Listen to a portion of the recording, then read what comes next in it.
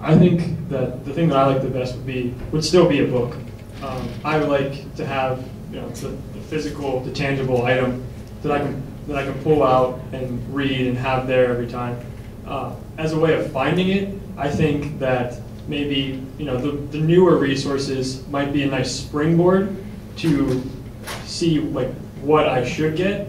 So maybe seeing a video or presentation about this book is a good springboard to me or somebody else getting the resource and having the book to always like look back upon whenever I would want to.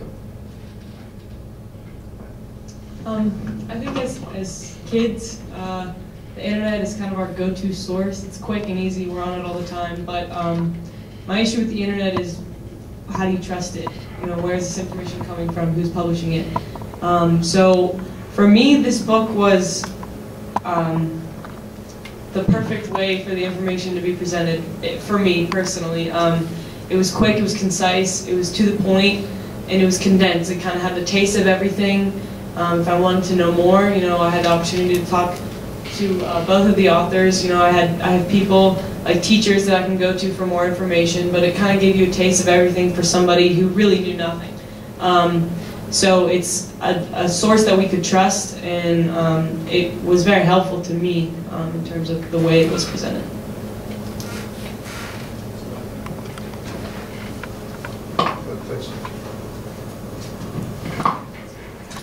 I know for me, personally, I love technology. I have my iPhone on me constantly, and I have so many apps that give me so much information, just like my PNC app. Like, I use that every day to track what checks go through, what deposits I see, and how much I spend. So I like seeing it physically on my phone, and I can already see like an app in the future for this with the app icon, the little pig, like having it on my phone and like clicking that and getting the information at my fingertips like that. So for me personally, I love technology and having it right there.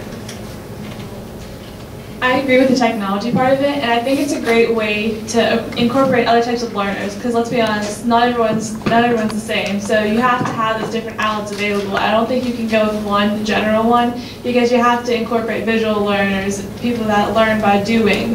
And so another thing, I really like the personal one-on-one, because you can get the experiences and learn from what their examples that they have, and you actually interact with them. You can't have your phone screen talk back to you. Well, maybe you can in some instances, but the book's not going to read it back to you and give you feedback on what you're thinking. And it's nice to have that at that instant with a personal thing, because you can say, oh, a question pops in my head, let me write it down and look it up later, and that paper could get lost. But so it's nice to have that right at your fingertips. I would definitely say having a book is good, because you can read it anywhere. You don't need to be hooked up to the internet. I don't need an iPad.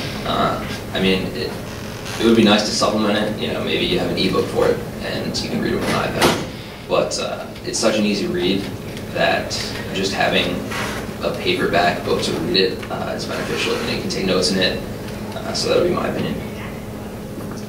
The book was very beneficial to me because it was short, simple, and to the point. I'm not really a reader, but it was very easy for me to read. It gave factual information, and I really enjoyed it. And also, we had the opportunity to have a luncheon with Mr. Natali, in which he gave us examples, and he gave us like his own little presentation and like a summary of the book in a presentation, and it was very beneficial as well. Just going off of what John said, I think the book is so great because it really does apply to a wide range of audiences. You don't necessarily need to have a business background to understand the concepts in it, so I think that's why it's great having it in a book form. It's easy to flip open and reference something that you've read before. I know I did that this morning to prepare.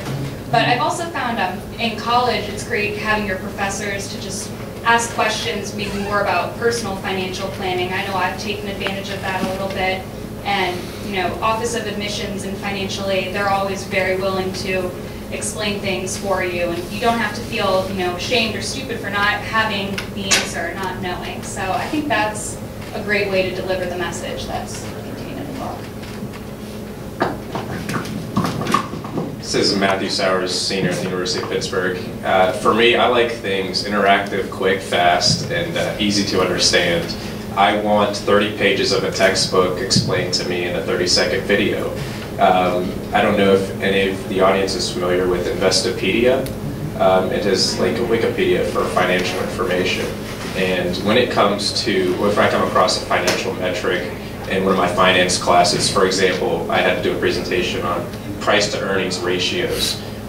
Instead of having to read an entire chapter of that in a textbook, I looked at their 30-second video explaining what that was, and I was able to understand it to a much deeper extent, much deeper level than I was through reading the textbook. It's easy to see a video, and the way I envision this information getting to students better is, imagine like a blog series where you have videos that are interactive and that discuss, a chapter on credit cards, a chapter on the whole car buying decision.